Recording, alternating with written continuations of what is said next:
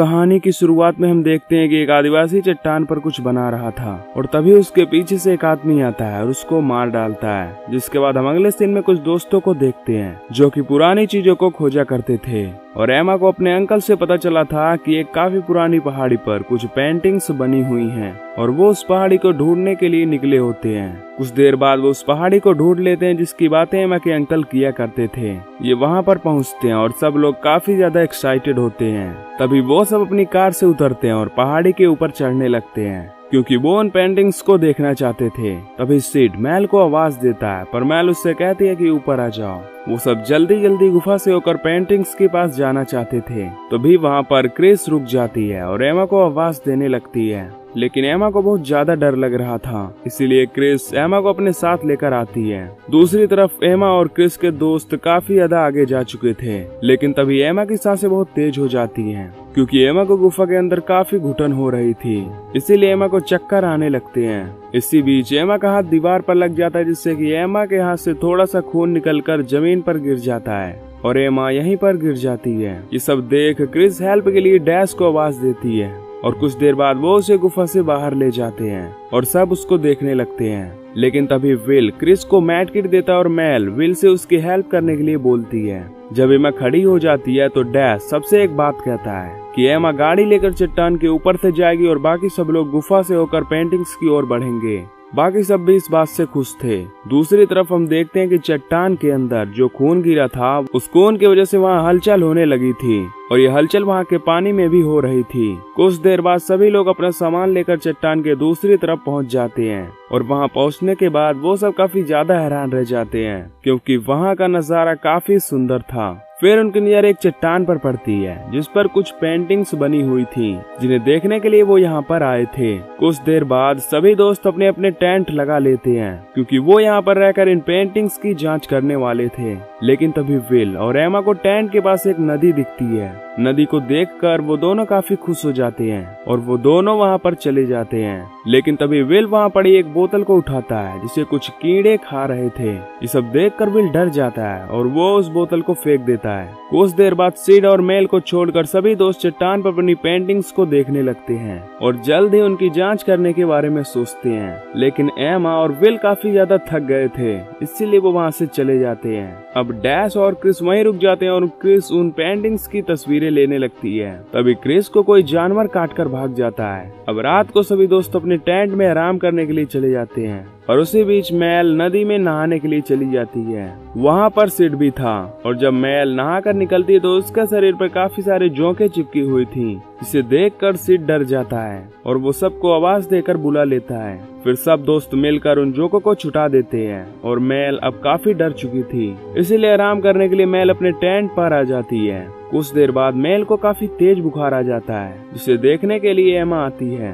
तभी एमा देखती है कि मेल के मुंह से खून निकलने के साथ साथ उसके दांत भी निकलने लगे हैं। तभी एमा सिड को आवाज देती है और कहती है जाओ डैश को बुलाकर लाओ क्योंकि अब मेल की तबीयत काफी ज्यादा खराब हो चुकी है। फिर एमा मेल से कहती है कि तुम आराम करो। दूसरी तरफ डैश सिड से कह रहा होता है कि जोंके जहरीली नहीं होती, उसे पानी की वजह से थोड़ा बहुत बुखार होगा और मैं इसके लिए पेंटिंग्स की जांच छोड़कर नहीं जा सकता। ये सुनकर एमा उसे समझाने के लिए बाहर आती है और डैश अब मेल को देखने के लिए चला जाता है। डैश उसे देखने के लिए बाहर आ जाता है और सबसे पूछता है कि यहाँ आसपास के टाउन के बारे में किसी को पता है। सिड कहता है हाँ मुझे पता है और ये सुनने के बाद डैश कहता है कि तुम अभी यहाँ से निकले तो कल सुबह तक वापस पहुँच जाओगे और मैं यहाँ रुककर अपनी जांच भी पूरी कर लूंगा। इसके बाद डैश मेल को उठाकर गाड़ी में रखता है तो देखता है कि गाड़ी के टायर को उन छोटे छोटे कीड़ों ने खा लिए थे। इसके बाद डैश दोबारा से मेल को टेंट की ओर ले जाता है और उसे आराम करने के लिए लेटा देता है। अब मेल के दांतों में से कुछ निकलने लगा था। अगली सुबह में हम देखते हैं कि सब अपना सामान पैक कर रहे थे, लेकिन तभी क्रिस मेल को देखती है और उसकी तरफ धीरे धीरे बढ़ने लगती है। मेल किसी जानवर को खा रही थी और जैसे ही क्रिस उस पर हाथ रखती है तो मेल अपना चेहरा घुमाती है तो क्रिस ये देखकर डर जाती है और तभी मेल क्रिस को हटाकर एक लंबी छलांग लगाती है और सिड को पकड़ लेती है। सभी मेल को इस तरह देखकर डर गए थे। तभी डैश आग से मेल को डराता है और मेल यहाँ से भाग जाती है, लेकिन सिड का एक हाथ उसने काट लिया था। अब क्रिस अपने कैमरे में उन पेंटिंग्स को देखती है जो उसने खींचे थे।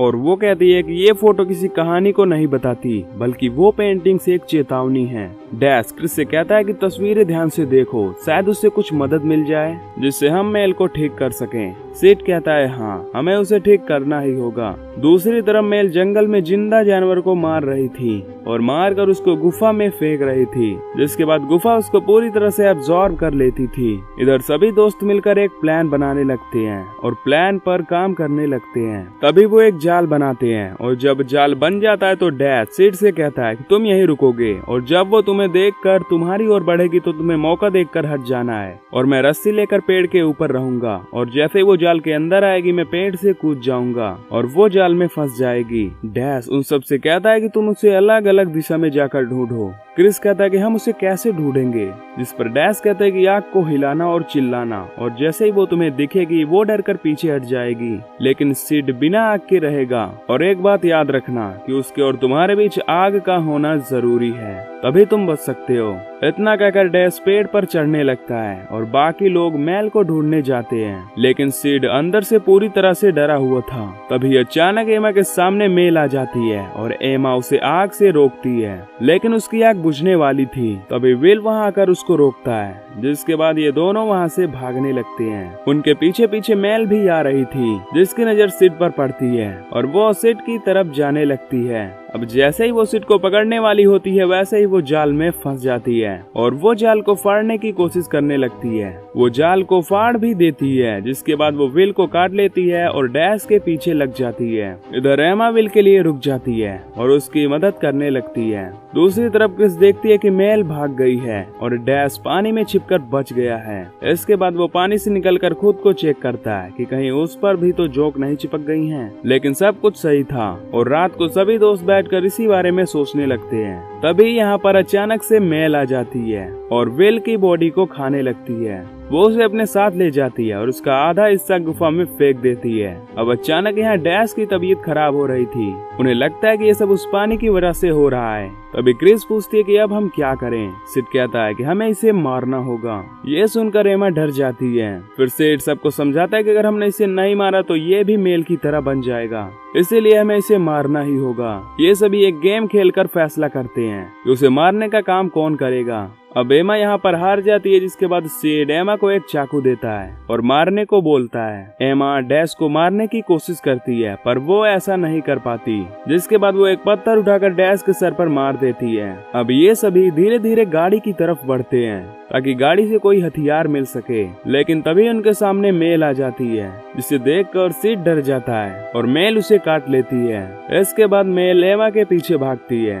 दूसरी तरफ क्रिस गाड़ी तक पहुंच गई थी और इधर एमा भागते भागते गुफा में आ जाती है। एमा देखती है कि मेल गुफा के बाहर ही रुक गई थी, मानो वो गुफा से डर रही हो या उसे किसी से खतरा हो। इधर क्रिस हथियार ढूंढ रही थी कि तभी वहाँ पर डैश आ जाता है, जिसके बाद क्रिस किसी तरह से हथियार लेकर बाहर निकलती है और डैश उसके पीछे लग जाता है। डैश उसको काटने ही वाला था कि इतने में मेल यहाँ आकर डैश को रोकती है, जिसके बाद वो क्रिस को पकड़कर ले जाती है। एमा के हाथ में मसाल को देखकर डैश भाग जाता है। कुछ देर बाद एमा और सिड गुफा की तरफ बढ़ने लगते हैं। अब यहाँ पर एमा के पास क्रिस का हथियार था, जिसे उसने गाड़ी से निकाला था। अचानक वो यहाँ पर देखते हैं कि मेल यहाँ पर विल के बचे हुए हिस्से को खा रही थी, जिसके पास डैश भी था, जिसे देखकर सिड को गुस्सा आ जाता है और वो सीधा डैश के पास आकर उससे लड़ने लगता है। दूसरी तरफ एमा मेल को रोकती है। इधर डैश और सिड एक दूसरे के ऊपर काफी खतरनाक पलटवार करते हैं और फाइट के अंत में दोनों ही मारे जाते हैं। अब इधर मेल और एमा ही बचे हुए थे। एमा हथियार उठा लेती है और धीरे धीरे गुफा की तरफ बढ़ने लगती है। एमा गुफा में पहुंच जाती है और मेल गुफा के बाहर ही रुक जाती है। इधर एमा गुफा में जाने लगती है और शायद गुफा में कोई और भी था। अब यहाँ पर एमा की सांसें तेज होने लगती हैं। अब जैसे ही वो यहाँ पर क्रिस को देखती है तो एमा डर जाती है। अब एमा उसे यहाँ से धीरे धीरे बाहर लेकर जा रही थी, पर तभी हम देखते हैं कि क्रिस का पेट फूलने लगता है और तभी एक क्रिएचर एमा को पकड़ लेता है। अब क्रिस अपना पेट फाड़कर उस क्रिएचर बेबी को बाहर निकाल देती है जो उसके पेट में था, जिसके बाद वो उसे मार डालती है। तभी एमा क्रिस से मदद मांगती है, लेकिन तभी वो क्रिएचर उसे दीवार पर पटककर मार देता है, जिससे वो मारी जाती है। अब एमा के सामने एक अजीब सा क्रिएचर आता है और वो एमा के साथ कुछ अजीब करने लगता है। वो ये सब करने के बाद उसको छोड़ देता है तभी एमा अपना हथियार उठाकर उस पर हमला कर देती है और उस पर अटैक करने के बाद वहाँ से भागने लगती है और क्रिएचर उसका पीछा करने लगता है। एमा तो गुफा से बाहर निकल आती है लेकिन वो क्रिएचर गुफा से बाहर नहीं आता।